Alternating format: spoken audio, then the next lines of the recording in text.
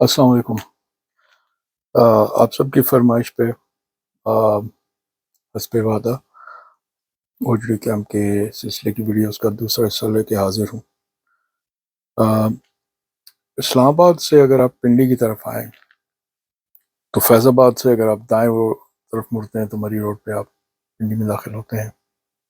अगर बाएं तरफ मुड़ें तो आप फिर रावल डैम और मरी की तरफ चल निकलते हैं।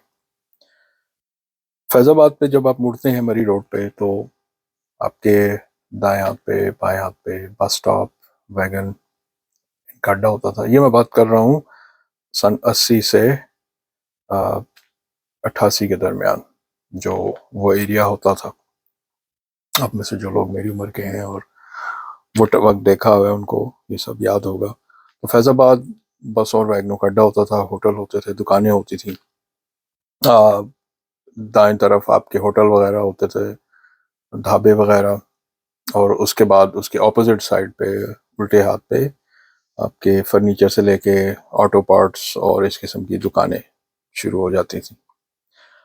अम, आप थोड़ा आगे जाते हैं फैज़ाबाद से तो दाएं हाथ पे एक लाल रंग की बिल्डिंग आया करती थी, और इस बिल्डिंग से साथ ही गुलशन दादन खान का एरिया और उसके अपोजिट जो है वो थोड़ा आगे जाके शमशाबाद का एरिया आता है। मज़ीद आगे आए तो डबल रोड, और डबल रोड से आप नीचे की तरफ उतरें तो निराला, और उसके अपोजिट I-8 का एरिया शुरू होता है जो इस्लामाबाद के बॉर्डर के दरमियान में जो आपकी फैज़ाबाद हाईवे भी रन करती थी उस टाइम। अगर आप डबल रोड से आगे निकलते हैं तो जो बाद में नवाज शरीफ पार्क बना उस टाइम वो खेत खलियान होते थे जो आ, आबाद के नाम से वहाँ पे एग्रीकल्चरल रिसर्च और जो महकमा ज़राअत था उसके अंडर था, जहाँ पे बहुत बड़ी ज़रूरी जिसे कहते हैं लेबॉर्ट्री थी, जहाँ पे मुख्तलिफ़ किस्म की फसलों की काश्त और फलों की काश्त पे वो एरिया बहुत हरा भरा होता था, और वहाँ पे प्लेइंग ग्राउंड भी था जहाँ शाम में हम सब लोग खेलते थे। उसके बाद उससे आगे आइए तो सेटल टाउन का एरिया, 6 रोड, दाएं हाथ जाएं तो सिद्दीकी चौक, बाएं हाथ जाएं तो ढोक कश्मीरिया, ढोक पराजा। ये तो एक ब्रीफ सा एक इंट्रोडक्शन था। वापस आते हैं उस लाल रंग की इमारत। अम, ये लाल रंग की इमारत, ये एरिया ओजड़ी कैंप का था। वो लाल रंग की इमारत जो है वो ISI का दफ्तर भी थी, और उसके पीछे जो है वो हमें उस वक्त मालूम नहीं था जब तक ओजड़ी कैंप का हादसा हुआ कि यहाँ पे असलहे का डंप है, और यहाँ से अफगानिस्तान को जो अमेरिका से असला आता है वो अफगानिस्तान को सप्लाई किया जाता है।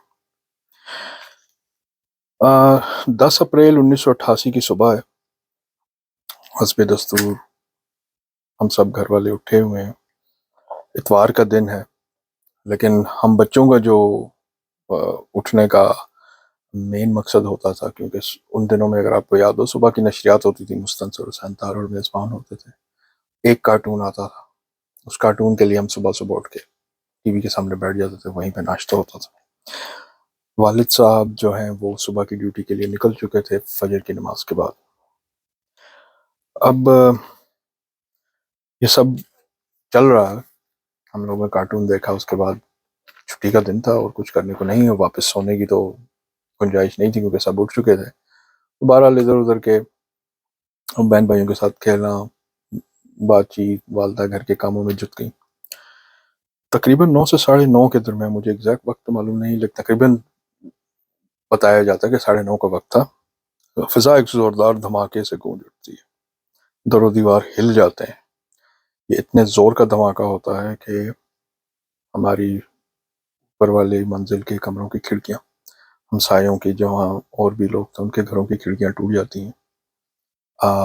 हमारी छत पे एक ओपनिंग होती थी, उसके ऊपर हम तरपाल डाल के रखते थे गर्मियों के दिनों में ताकि गर्मी अंदर ना आए, वो उड़ गया, और साथ ही बिजली चली गई। अब वालदा तो उनको कुछ समझ नहीं है, वो बच्चों को घेर घार के बाहर ले आई। हमारे बाहर से ही सीढ़ियों ऊपर जाती थी, मैं दौड़ के सीढ़ियाँ छत पे, अपनी सबसे ऊपर वाली जो छत है उस पे हम चढ़ गए। मैं चढ़ गया उसके ऊपर, बाकी तो लोग नीचे ही थे। अभी हमारी जनूब की तरफ, इस्लामाबाद की तरफ जहाँ दिखता था, बहुत बड़ा धुएं का बादल, काला स्याह, और इस किस्म का वो बादल था जो एक کسی میزائل یا بہت طاقتور بم کے دھماکے کے بعد اٹھتا ہے، وہ تہائی جس کو مشروم کلاؤڈ کہتے ہیں، وہ بادل آسمان کی طرف اٹھ رہا تھا۔ ابھی میں یہ دیکھ ہی رہا تھا کہ ایک اور زوردار دھماکہ ہوا، اور اس کے بعد فضا میں راکٹ اور گولے وغیرہ اڑنا شروع ہو گئے جو میں نے اڑتے دیکھے۔ ہمارے ایریا سے زیادہ دور نہیں تھا یہ ایریا، گلشن دادا خان، شمس آباد وغیرہ۔ بہرحال کچھ سمجھ نہیں آئی، میں دوڑ کے نیچے کی طرف بھاگا، اور ذہن میں یہی تھا کہ ہم پہ حملہ ہو گیا ہے۔ میں باہر آیا تو والدہ اور بچے نہیں تھے، 2 بہن بھائی سب غائب تھے، ساتھ میں رشتے داروں گھر، سب کے گھر خالی تھے۔ میں ننگے پاؤں تھا، شلوار قمیض پہنی ہوئی تھی، میں ننگے پاؤں ہی بھاگ کھڑا ہوا۔ مین سڑک پہ آیا تو ہر کوئی بھاگ رہا تھا، جس کا جدھر منہ اٹھ رہا، اور ہمارے محلے کے ایک بزرگ تھے، انہوں نے چلا کر کہا کہ بھارت نے حملہ کر دیا، بھاگو۔ اور ہمارے سر کے اوپر سے ایک راکٹ بہت نیچے سے، تقریباً اگر 3 منزلہ بلڈنگ ہے تو وہ تقریباً 4 منزلہ کی اونچائی سے اڑتا ہوا ہمارے سڑک کے پار ایک بلڈنگ تھی، اس میں جا گیا، اور دھماکے سے وہاں آگ لگ گئی۔ ابھی یہ دیکھ ہی رہے تھے کہ ایک اور آ کے اس کے ساتھ والی مات کی چھت پہ گرا، ملبہ اڑا، اور وہاں کی چھت پہ بھی آگ لگ گئی۔ بھاگنا شروع کیا، منہ صدر کی طرف تھا، مری روڈ پہ بھاگ رہا، لوگ بھی بھاگ رہے ہیں۔ ابھی یہ بھاگم بھاگ جاری تھی، میرے آگے ایک بہت بڑا مجمع بھاگ رہا تھا، اور میں تقریباً چاندنی چوک تک پہنچ چکا تھا۔ اس مجمع کے درمیان ایک راکٹ آ گرا، ہزا اڑتے ہوئے نظر آئے، اور میں جو ہے وہ بجائے مین روڈ کے، میرا منہ اس طرف ہو گیا جو کمرشل مارکیٹ کی طرف سڑک جاتی تھی، ادھر اندر سے پھر میں دوبارہ صدر کی طرف جانے والی سڑک، جو کمرشل مارکیٹ کو جانے والی سڑک سے ہی ملتی ہوئی اندر سے جاتی، اس ایریا کا نام میرے ذہن سے نکل رہا ہے، میں سینٹر ہاسپٹل کے اپوزٹ پہنچ گیا۔ اس ٹائم مری روڈ سے رن وے دکھتا تھا، ابھی کا مجھے معلوم نہیں، اور رن وے پہ ایک بوئنگ 707 707 جہاز کھڑا ہوا تھا۔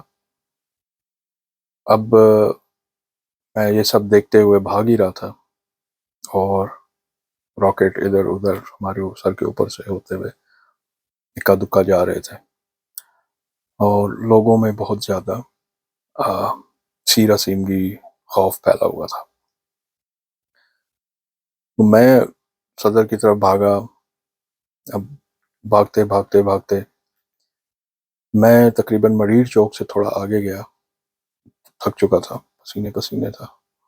وہاں پہ لوگوں کا ایک گروپ بیٹھا ہوا سڑک کے کنارے، لوگوں کو پانی پلا رہا، بزرگ کھڑے ہوئے، ان کے ہاتھوں میں چند بسکٹ اشیاء ایسی تھیں جو وہ لوگوں کو دے رہے تھے، خاص طور سے بچوں کو۔ ہر طرف خوف، اور ہر چہرے پہ خوف تھا۔ تو اب دیکھنے میں یہ آیا کہ کچھ لوگ دھماکے کی سمت میں بھاگتے ہوئے نظر آ رہے تھے، ان سے روکا گیا، پوچھنے کی کوشش کی گئی تو ان کا نہیں، ادھر دھماکہ ہوا ہے۔ تو پتہ یہ چلا کہ جناب راکٹ تو صدر کے ایریے میں بھی جا کے گر رہا ہے۔ تو وہ لوگ یہ سمجھ رہے ہیں کہ ادھر سے حملہ ہوا ہے یا کچھ ہوا ہے، تو وہ اسلام آباد کی طرف بھاگ رہے ہیں۔ بہرحال یہ ساری کنفیوژن اور اس ساری خوف کی جو ایک انوائرمنٹ تھی، اور اس میں کسی کو کچھ سمجھ نہیں آ رہی تھی کہ کیا ہو رہا ہے، اور لوگ سڑکوں پہ مر رہے، گھروں میں مر رہے۔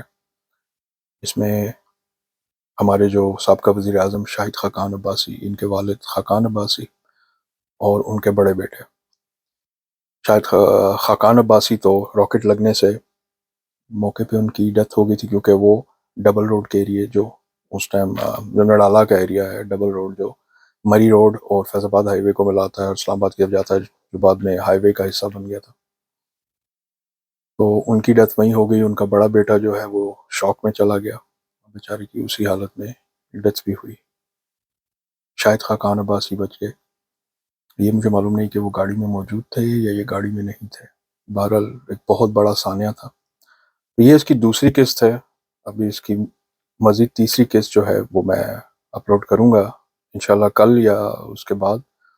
آپ لوگ بتائیے گا کہ آپ کو کیسا لگ رہا ہے، اور یہ میں یوٹیوب پہ ڈال رہا ہوں، اس لیے کہ ٹک ٹاک پہ تھوڑی ویڈیو لمبی ہو جاتی ہے۔ تو آپ کے دیکھنے کا، آپ کی فرمائش کا شکریہ۔ مجھے بتائیے گا، اپنی کامنٹ سے، اپنی آراء سے ضرور مطلع کیجیے گا، اور سبسکرائب کیجئے، نوٹیفائی کا بٹن دبائیے تاکہ آپ کو میری ویڈیوز ملتی رہیں۔ اور یہ تفصیل اس سے اگلی ویڈیو جو میں کرنے جا رہا ہوں، جو اس کے ساتھ ساتھ ہی چلے گی، وہ بنگلہ دیش کے بارے میں ہے۔ کہ آپ کو میں یہ بتاؤں کہ مماثلت کیا ہے آج کل کے حالات میں، بنگلہ دیش کے ٹائم پہ کیا ہو رہا تھا اور کیا چل رہا تھا سیاسی طور پہ اور معاشرتی طور پہ۔ اللہ پاکستان کی حفاظت فرمائے، اللہ آپ سب کی حفاظت فرمائے، اللہ ہماری افواج کی حفاظت فرمائے، ہمارے بہادر سپاہیوں کی حفاظت فرمائے، ہمارے پولیس رینجرز ان سب کی حفاظت فرمائے جو پاکستان کے لیے کام کر رہے ہیں، اور سب سے بڑھ کر ہمارے پاکستان کے جو غیور عوام ہیں ان کی حفاظت فرمائے۔ آپ سب کو میرا سلام، اللہ حافظ۔